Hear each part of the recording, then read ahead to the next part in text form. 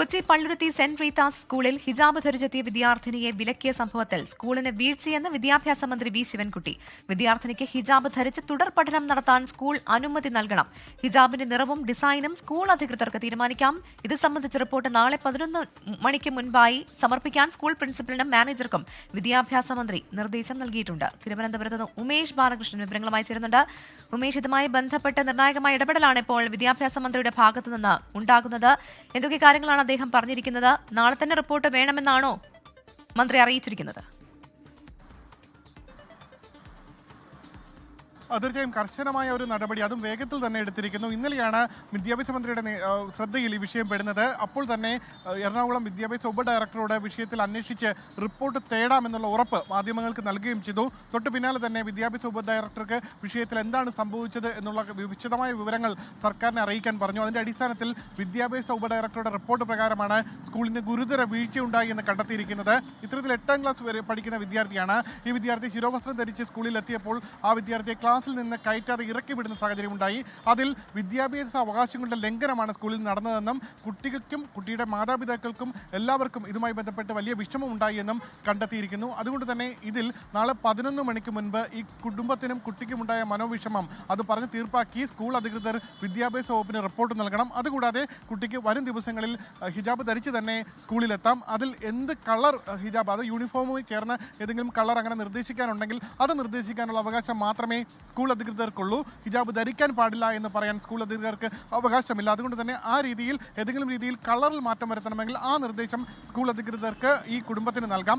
അല്ലാതെ നാളെ മുതൽ കുട്ടിക്ക് ഹിജാബ് ധരിച്ച് തന്നെ സ്കൂളിലെത്താനുള്ള അനുവാദവും നൽകണം എന്നുള്ള നിർദ്ദേശം വിദ്യാഭ്യാസ മന്ത്രി നൽകിക്കഴിഞ്ഞു.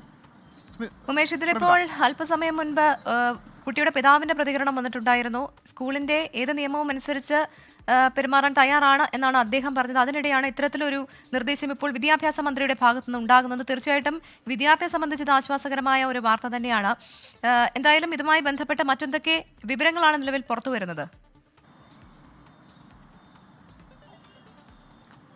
വിഷയം വിദ്യാഭ്യാസ മന്ത്രിയുടെ ശ്രദ്ധയിൽപ്പെടുത്തിയപ്പോൾ തന്നെ അത്തരത്തിലൊരു നടപടി കേരളത്തിൽ അംഗീകരിക്കില്ല. കേരളത്തിൽ അത് എയ്ഡഡ് സ്കൂളാണെങ്കിലും അൺഎയ്ഡഡ് സ്കൂളാണെങ്കിലും അവയെല്ലാം വിദ്യാഭ്യാസ അവകാശ നിയമത്തിന് കീഴിൽ വരുന്നതാണ്. അതുകൊണ്ട് തന്നെ സംസ്ഥാനത്ത് വിദ്യാഭ്യാസ അവകാശ നിയമങ്ങളുടെ കീഴിൽ മാത്രമേ ഒരു സ്കൂളുകൾ പ്രവർത്തിക്കാനാകൂ. ഏതെങ്കിലും രീതിയിൽ കുട്ടികൾക്ക് വസ്ത്ര സ്വാതന്ത്ര്യം, ഈ മതപരമായ സ്വാതന്ത്ര്യം നൽകുന്നത് പോലെ തന്നെ വസ്ത്ര സ്വാതന്ത്ര്യമുണ്ട്.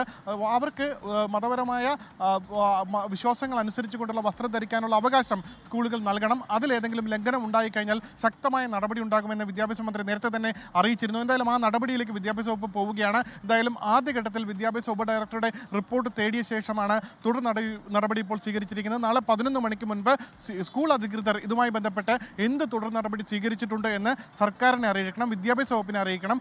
ആ അറിയിക്കുന്നത് തൃപ്തികരമല്ല എങ്കിൽ തുടർ നടപടിയുമായി വിദ്യാഭ്യാസ വകുപ്പ് മുന്നോട്ട് പോവുകയും ചെയ്യും. എന്തായാലും നാളെ മുതൽ കുട്ടിക്ക് ശിരോവസ്ത്രം ധരിച്ച് ഹിജാബ് ധരിച്ച് തന്നെ സ്കൂളിലെത്താം. അതിനുശേഷം ഏതെങ്കിലും രീതിയിൽ കളറിന് മാറ്റം വരുത്തണമെങ്കിൽ അത് യൂണിഫോമിന് അനുസൃതമായ കളർ വേണമെങ്കിൽ സ്കൂൾ അധികൃതർക്ക് നിർദ്ദേശിക്കാം. അങ്ങനെ നിർദ്ദേശിച്ചാൽ അതിന് സാവകാശവും നൽകണം.